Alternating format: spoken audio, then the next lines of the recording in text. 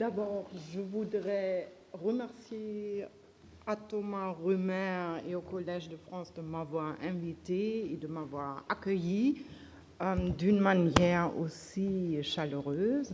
Merci beaucoup. Et maintenant, j'entre dans la matière. Dieu entre fermeté et repentance en Genèse 2 à 4.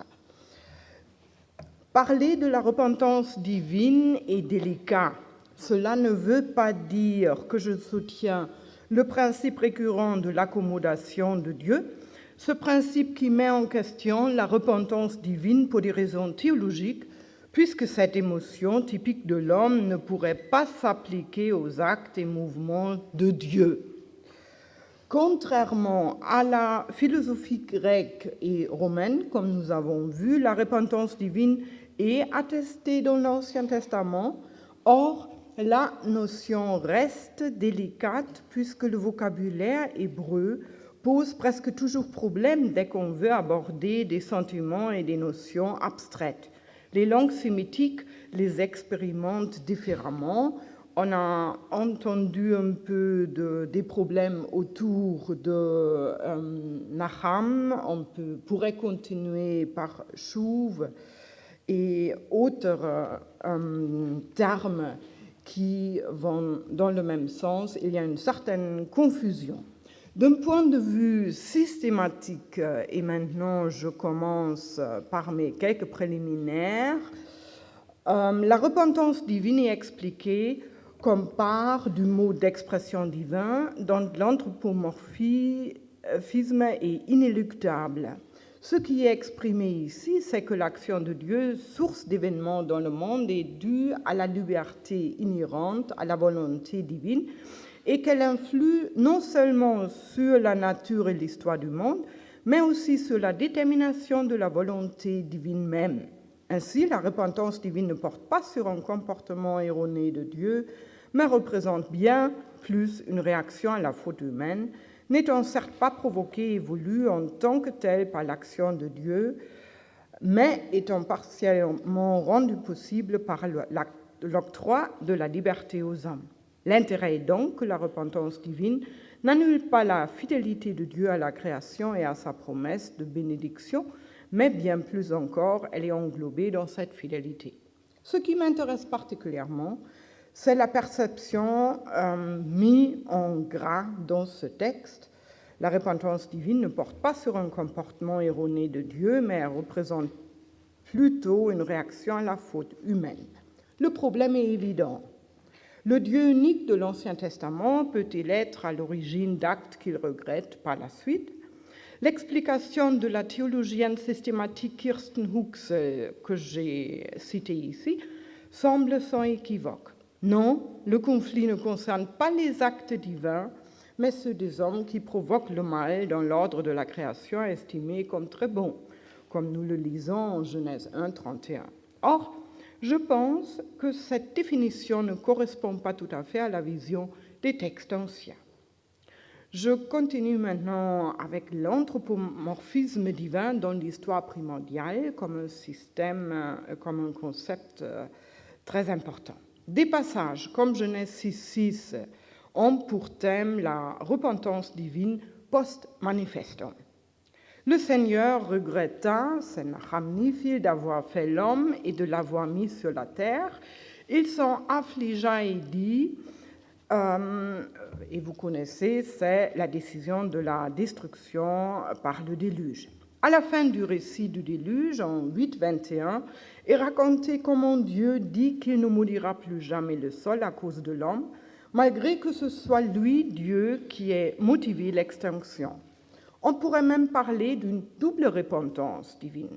La première en Genèse 6.6, quand Dieu constate son regret, la seconde en 8.21, quand il parle à soi-même de ne plus vouloir faire ainsi. L'exégète Alain Marchadour souligne dans son commentaire la forte présence de traits anthropomorphiques qui caractérisent Dieu dans l'histoire primordiale en disant « On ose dire de Dieu qu'il peut changer d'idée ou même qu'il regrette ce qu'il a fait, la création de l'homme. » Alors que les autres traditions diluviennes du Proche-Orient ancien semblent souligner le motif d'interférence ou même de caprice des dieux comme cause du déluge, Genèse 6 à 9 présente une réflexion profonde pour démontrer qu'il n'y avait pas d'alternative du côté divin. La repentance divine l'amène au jugement avant d'admettre une nouvelle approche vers l'humain, comme il s'est produit en 7.1 et 8.21. Hier, on a parlé un peu de ce texte.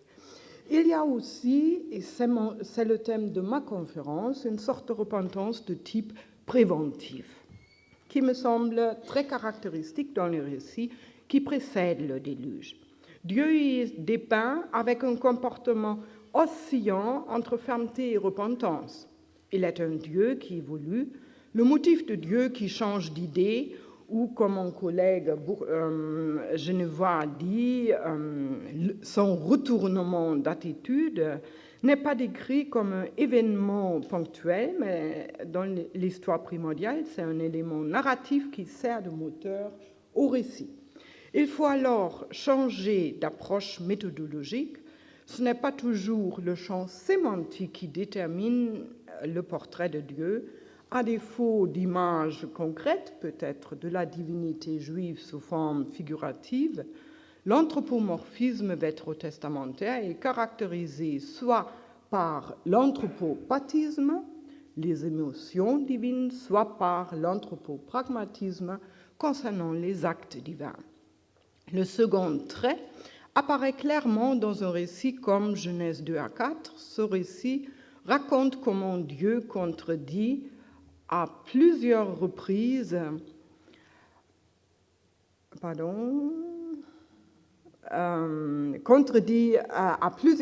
ses objectifs initiaux. Il montre comment Dieu change d'idée plusieurs fois, si vous voulez. Le rôle éminent de l'anthropopragmatisme divin est évident dans ce texte. Dieu y agit et parle. En principe, les paroles s'apparentent aux actes assez concrets qui laissent agir Dieu comme potier et jardinier. Les paroles deviennent actes afin de solliciter des réactions humaines. Elles font naître des interactions qui transforment le projet initial, et c'est d'ailleurs ce qui fait la différence avec le premier récit de création qui s'achève dans une vision parfaite du monde créé. Genèse 2 suivant, en revanche, ne laisse aucun doute sur le fait que des changements soient nécessaires. L'être humain auquel Dieu s'est adressé agit librement et ne suit ni règlement, ça va de Genèse 2.16, ni conseil, c'est en 4.7. Cette indépendance humaine dans l'action, on pourrait aussi parler d'un manque de relation, provoque finalement que Dieu impose des sanctions. Ça se trouve en Genèse 3.14 à 19 ou 22 à 24, en 4.11 à 12 et 16. À première vue, il semble se confirmer que la repentance divine n'est pas dirigée contre un comportement erroné de Dieu, mais elle représente une réaction à la faute humaine, comme Kirsten Huxel a prétendu. Bon, je continue maintenant par le texte du point de vue anthropopathique. En revanche, la sémantique du texte ne signale guère d'anthropopathisme divin. À la différence de Genèse 8.21, au déluge, lorsque Dieu est décrit en monologue avec soi-même, la sémantique en Genèse 2 à 4 est peu émotionnelle malgré le langage assez concret. Le fait qu'il y a aussi sur le plan rédactionnel une certaine concurrence entre les récits de Genèse 2 à 4 et 6 à 8, soit la partie non P, soit la partie P, a été souligné dernièrement par Conrad Schmid. Tandis qu'on voit dans les deux récits des textes indépendants au lieu d'une narration filée de type yarviste, l'histoire primitive, elle, englobe trois versions différentes pour parler de la perturbation relationnelle entre Dieu et l'homme. Ce sont les deux variantes d'un récit du déluge, dont la version non P est à considérer comme une sorte de commentaire du récit sacerdotal qui connaît de l'anthropopathisme. Et il y a le récit du jardin de Dieu, des premiers hommes et de leur départ du jardin. Cette concurrence entre les trois récits est mise en œuvre malgré leurs caractères différents.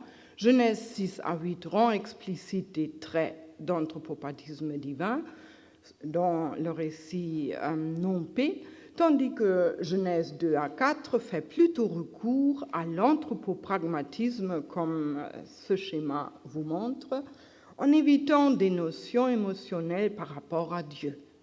Structurellement, les récits suivent le même objectif, expliquer pourquoi une création renouvelée est devenue nécessaire. L'anthropopragmatisme divin de Genèse 2 à 4 souligne un deuxième trait caractéristique de ces récits, c'est la proximité avec les mythes en ce qui concerne la conception de Dieu, ainsi que sa manière d'agir. Je continue maintenant par le narratif d'un Dieu qui change d'idée. Le pathos, au début de la Genèse, concerne le projet de création de l'être humain ainsi que d'autres activités divines de type préventif afin de finaliser le projet dans un bon sens. En Genèse 2 à 4, il y a 5 passages qui marquent un changement d'idée divine. Je commence par Genèse 2, 18, qui présente une réflexion assez anthropomorphe en disant qu'il n'est pas bon que l'homme soit seul, vous connaissez ça. Ce constat pousse Dieu immédiatement à créer d'autres êtres, d'abord les animaux formés de terre comme le premier, ensuite un second pris de ses propres côtes, la femme. Beaucoup d'exégètes se sont disputés pour savoir si Dieu avait failli à sa mission en s'y prenant à plusieurs reprises avant de réussir la création humaine. Le motif donné s'explique mieux à partir de la comparaison avec quelques traditions mésopotamiennes sur lesquelles je reviendrai plus tard. Je reviens maintenant au verset 17. L'interdiction de consommer d'un certain arbre du jardin est expliquée par Dieu, car le jour où tu en mangeras, tu mourras. Après les longues descriptions d'un jardin somptueux, ce verset insère sur le plan narratif un écart important entre Dieu et l'être humain qui aboutit dans l'interdiction. Le verbe tsavapiel est un terme majeur de la loi. Beaucoup d'encre a été versée afin d'expliquer pourquoi cet interdit, sous peine d'encourir la mort, ne sera pas réalisé après la consommation. La punition divine ne se produit qu'à la fin sous forme d'une expulsion, donc punition quand même allégée. Les punitions qui précèdent, au verset 14-19, les 10 malédictions, sont de type étiologique afin d'expliquer la condition humaine caractérisée par, entre autres, par la mortalité. Le récit se focalise donc plutôt sur les conséquences de la désobéissance humaine, tandis que les raisons pour lesquelles l'homme obtient l'amnistie de la peine de mort, ces raisons restent inexpliquées. Je viens... Oh, pardon, j'ai... Non? Si, c'est correct. Je viens maintenant à Genèse 3, 14 à 19. Les sanctions touchent premièrement le serpent et la terre. Ce sont eux qui sont maudits, pas les humains. La malédiction explicite du serpent et de la terre mise à part, hommes et femmes sont plutôt touchés par des conséquences qui caractérisent la condition humaine en général. Or, elles correspondent aux données d'existence prévues dès son origine, c'est le travail et la mortalité. L'homme en était cependant jusque-là inconscient. En Genèse 3, 21, Dieu change à nouveau d'idée. Il soulage le destin humain par la fabrication de vêtements avant de chasser l'homme du jardin. Il se montre une nouvelle fois responsable de sa créature. Lors de la réalisation des sanctions exprimées à son encontre, l'homme est mené à ses fonctions prédestinées. Il réalise être une créature éphémère cultivant le sol. C'est seulement en Genèse 4:11 que la malédiction touche finalement l'humain. Caïn est sanctionné par la malédiction divine en conséquence de son meurtre. Le péché qui s'est couché à la porte, comme Dieu l'a prédit, a fini par le soumettre. Dieu le condamne alors à porter les conséquences de son acte et l'expulse vers une région encore plus éloignée et pour une vie encore plus épineuse. Or, lorsqu'il se plaint que sa punition soit trop grande pour être supportée, Dieu lui donne un signe qui doit au moins le protéger de l'agression des autres, comme à la fin de Genèse 3. Genèse 4 montre également comment Dieu adoucit sa première réaction en préparant Caïn à sa vie nouvelle hors d'Éden. Les activités divines que ces passages décrivent sont stupéfiantes pour les raisons suivantes. En premier lieu, Dieu n'est pas représenté comme être souverain, mais comme créateur qui achève son œuvre petit à petit. Ensuite, cette œuvre risque d'échouer au cas où le créateur n'y apporte pas d'adaptation. Le récit apporte alors des prescriptions et des interdictions qui semblent reconduire le premier projet dans un cadre amélioré. Enfin, ce Dieu revise tous ses actes en faveur de l'être humain. Ceci ne donne pas au lecteur l'impression que Dieu soit faillible, mais qu'il cherche à entrer en interaction. On peut même constater une double structure qui ne porte pas seulement sur l'ambiguïté des actes divins, mais également sur celle de ses sanctions. Dans ce contexte-là, on peut faire allusion à des dits acquis culturels qui se trouvent dans l'histoire primordiale. Le matériel de base pour tisser Genèse 2 à 4 comprend un vocabulaire hébreu très concret qui crée une sorte de sous-texte. Adam, l'être du sol, de l'Adama, est façonné avec la poussière, la farce du sol, afin de cultiver et conserver cet Adama. Quand on suit la trame autour des mots-clés homme, sol, travail, qui donne la structure fondamentale au récit de Genèse 2 à 4, on constate que grâce à ce champ lexical, le lecteur comprend comment l'humain est parvenu à ses fonctions telles qu'elles lui avaient été attribuées dès l'origine. La création humaine n'est pas décrite comme un simple setting, mais en tant qu'évolution. Je viens maintenant à cette figure de création comme évolution. Finalement, cet aspect évolutionnaire est typique des récits orientaux de création. Je ne vais pas parler ici de certains passages qu'on a sollicités déjà hier. La création d'Enkidu pour devenir un compagnon de Gilgamesh serait intéressant à voir. Enki Ninmar, qui est une sorte de tournoi de création de l'homme en plusieurs étapes. Atram Razis, tablette premier, comme le mythe précédent sous forme abrégée, suivi du déluge. Puis, je veux rajouter encore Eridu Genesis cuneiforme texte 46 et Enki cité comme seul responsable de la création humaine en Enuma Elish 6 et l'hymne de Kalou, ce qui est particulier puisqu'en général c'est Enki avec une déesse mère qui fait le travail en coopération.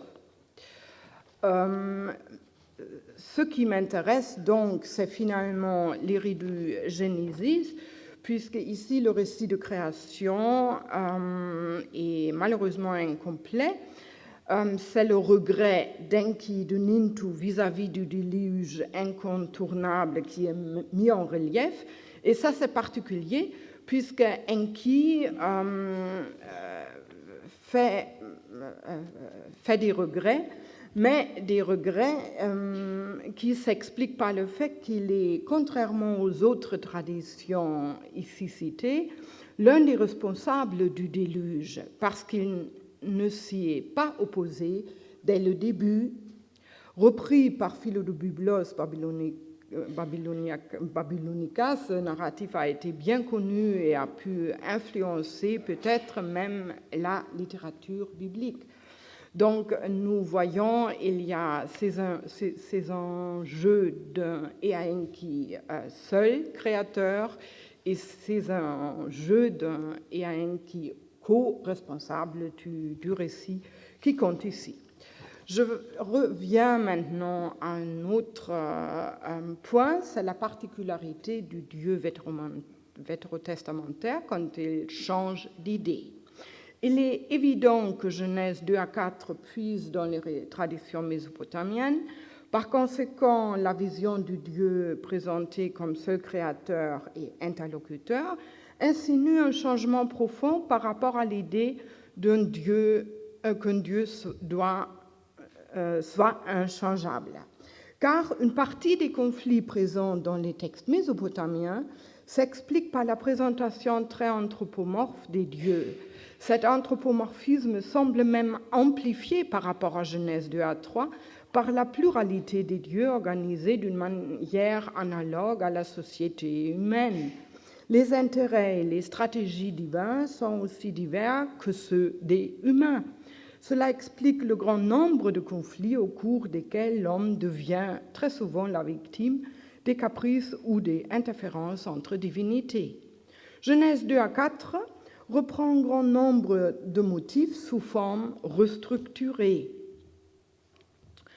Premièrement, le couple créateur Ea qui est d'une déesse mère est regroupé en un seul Dieu qui réunit les différentes fonctions. Il forme de l'argile et attribue le souffle de la vie qui entre ici en concurrence avec le sang d'un Dieu, mentionné dans d'autres textes mésopotamiens. Quoique Ea qui apparaisse également ça et là comme seul responsable de la formation de l'homme, la tâche et la fonction humaine sont au service de la pluralité des dieux dans les récits mésopotamiens. Deuxièmement, dans les textes orientaux, la création de l'homme est d'abord causée par les nécessités divines. C'est l'homme qui assure la corvée des dieux ainsi que leur service au temple. Grâce à la création, la paix parmi les dieux est assurée. Dans cette optique particulière, l'action doit et peut être améliorée au fur et à mesure. Lorsque Ninmar n'arrive pas à créer des êtres qui assument les travaux demandés, l'engagement se poursuit par différents essais avant d'y réussir grâce à Enki. Atram-Chazis ne donne qu'un résumé de cette procédure. En Genèse 2 à 3, on peut avoir l'impression que le vrai travail de l'homme, celui pour lequel il a été créé, ne se réalise qu'en dehors du jardin de Dieu. Le séjour au jardin n'est qu'un premier stade de l'histoire humaine. Troisièmement, ainsi, il est peu étonnant que les mythes mésopotamiens racontent la recréation avec quelques modifications concernant la mortalité alors imposée. En revanche, la rupture perdure en Genèse 2 à 4, c'est-à-dire les êtres humains restent à long terme exclus du jardin de Dieu, puisque le travail pour lequel ils étaient conçus ne correspondait pas à une faveur divine. L'au-delà d'Éden est quasiment préfiguré dans les conditions de l'anthropogonie par la formation de la poussière et le don du souffle. Travail du sol et mortalité font partie des conditions préalables de l'existence humaine. Par ailleurs, Genèse 2 à 4 souligne dans quelle mesure Dieu s'engage encore et toujours en créant de nouvelles perspectives pour la vie humaine. Quatrièmement, situation de crise, le poids est reparti entre plusieurs dieux dans les textes mésopotamiens. Enki cherche, selon la plupart des traditions, à sauver la situation, égaré par l'élection d'un homme afin de garantir la survie de l'humanité, tandis que la déesse mère regrette d'avoir approuvé le plan d'Enlil d'anéantir l'humanité. En Atram-Chazis.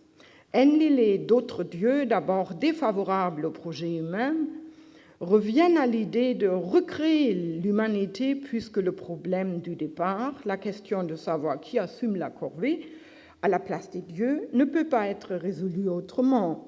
Le travail est la légitimation de l'existence humaine. Et à un qui ne connaît pas de regret, de plainte, de repentance, sauf en Eridu Genesis,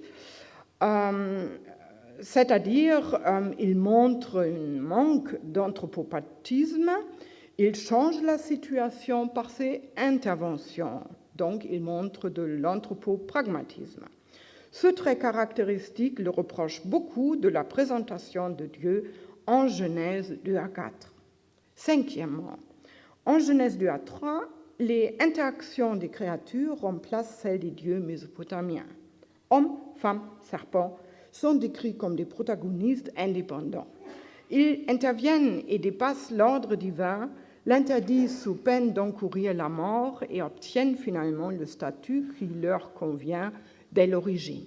Comme femme et serpent n'étaient pas présentés comme destinataires de l'interaction, leur activité met en œuvre la réaction d'un Dieu qui change d'idée en s'adaptant à la nouvelle situation. Ça serait une lecture possible du récit. Je viens alors à mon récit. Les récits de création mésopotamiens, comme d'ailleurs Genèse 1, sont focalisés sur des divinités car cosmos et humanité sont des étapes au chemin vers la construction du temple du Dieu principal. En revanche, le récit de Genèse 2 à 4 est focalisé sur l'homme et son monde. Il s'agit d'une étiologie de la condition humaine dans laquelle les mouvements de Dieu, au sens qu'il peut changer d'idée, sont fondés sur son rapport aux hommes et au monde. Ces mouvements le distinguent par conséquent des dieux orientaux, souvent guidés par leurs caprices ou leur tempérament.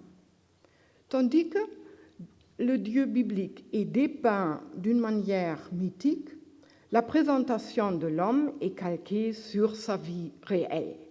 L'aspect mythique donne à la condition humaine un ancrage dans un temps révolu. Elle est transférée dans une nouvelle ère qui succède au temps ancien. Grâce au narratif mythique qui domine notre récit, le motif d'un Dieu qui change d'idée ne pose pas de problème théologique. Même en Genèse 6 à 8, son mouvement présenté sous forme de repentance double, ainsi que le manque d'arguments précis pour expliquer le changement divin dit repentance, répondent à un certain style narratif. Ça forme en soi un narratif. Ce style narratif refuse de s'exprimer sur les qualités divines. L'intérêt principal est l'étiologie, ce besoin humain de s'expliquer sa condition à travers les siècles dont on situe le fondement à l'origine. Le Dieu qui change d'idée devient ainsi le garant pour que l'ordre établi autrefois puisse perdurer dans le temps.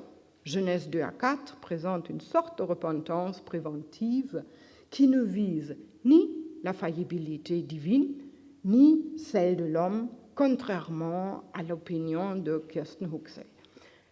Elle souligne l'idée que l'ordre divin ne se comprend que dans un mouvement dialectique dont les nouveaux interlocuteurs ne sont plus les autres divinités, mais l'homme lui-même. Je vous remercie de votre attention.